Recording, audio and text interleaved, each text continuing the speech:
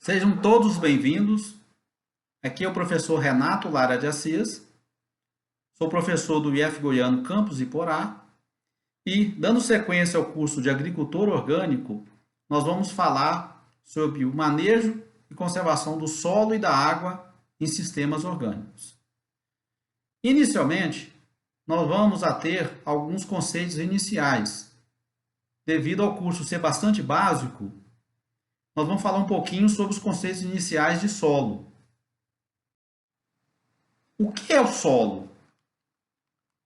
Se vocês observarem através dessa imagem, vocês vão ver que nós temos diferentes camadas de diferentes espessuras. Então, é neste ambiente que as plantas se desenvolvem.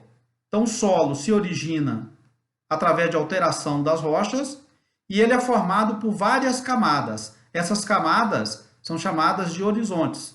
Então, nós temos um horizonte mais superficial, em algumas situações pode ter um grande acúmulo de matéria orgânica, chamado um solo orgânico. Nós temos o horizonte A, o horizonte B e o horizonte C. Esses horizontes, a gente pode observá-los através de um corte numa estrada ou até mesmo através da abertura de uma trincheira, onde a gente vai ver essas seções no todo. E vocês podem observar que o horizonte é uma seção mais ou menos paralela à superfície do solo e é formado por um processo pedogenético.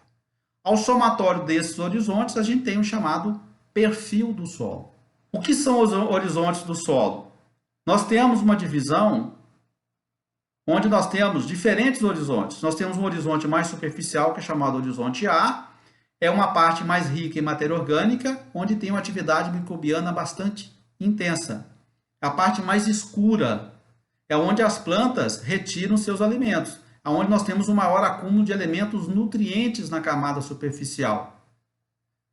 Mas também é nesse horizonte, ele é mais afetado pela erosão, porque a erosão pode retirar parte desse horizonte até o todo, então retirando elementos nutrientes.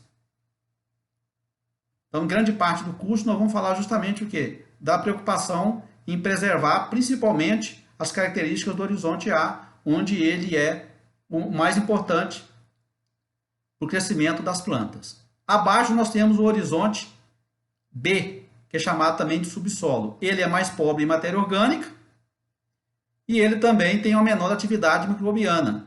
Ele tem características totalmente diferentes do horizonte A.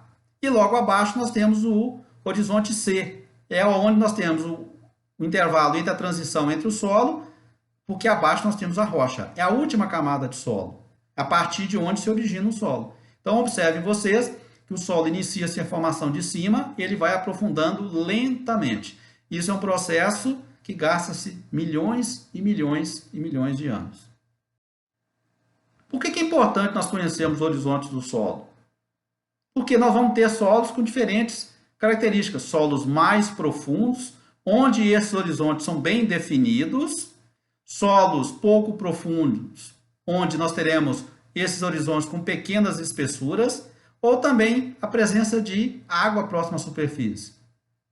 No nosso caso específico, se a gente for cultivar uma planta, tanto uma cultura anual como uma cultura perene, a gente tem que conhecer como é que é a distribuição desses horizontes, porque isso pode prejudicar o desenvolvimento das espécies. Imagine você se você tiver uma camada de impedimento de rochas a 50 centímetros de profundidade. Isso pode afetar o crescimento de raízes. Outro aspecto muito importante é quando a gente fala da textura do solo.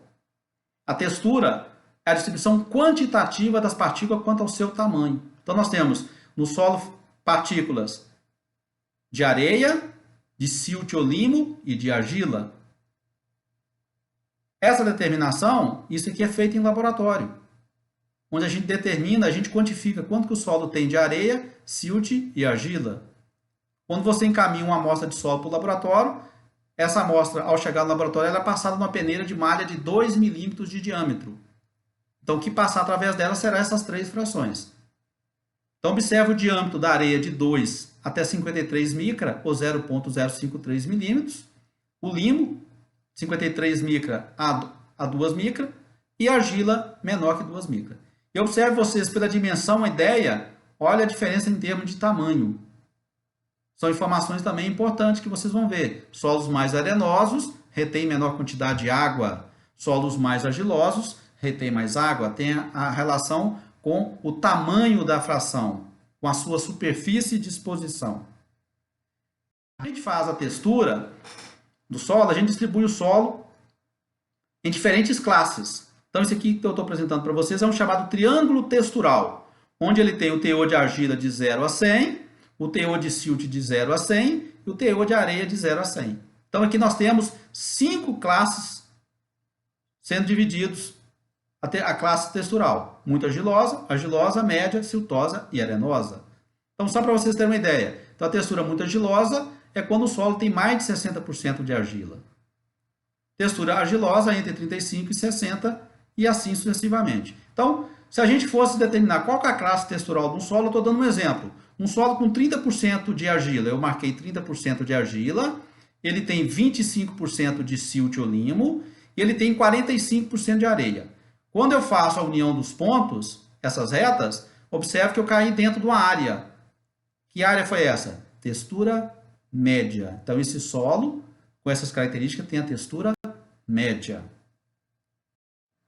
Outra coisa muito importante é quando a gente fala em termos da distribuição das partículas do solo nas diferentes fases. Isso aqui é o chamado solo hipotético, onde o solo tem 50% de material sólido, parte sólida, onde vai ter 45% da fase sólida, os minerais, 5% de matéria orgânica.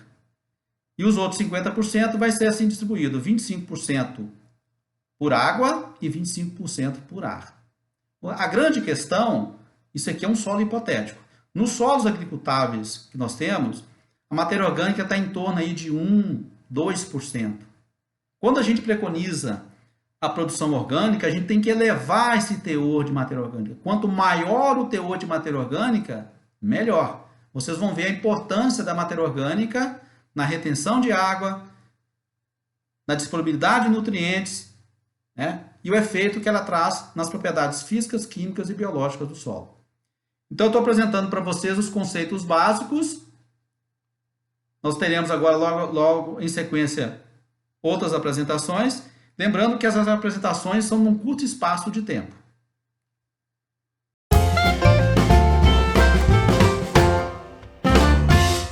Muito obrigado a vocês. Boa tarde, pessoal. Nós teremos hoje a aula sobre plantas de cobertura e adubos verdes. Fiquem atentos.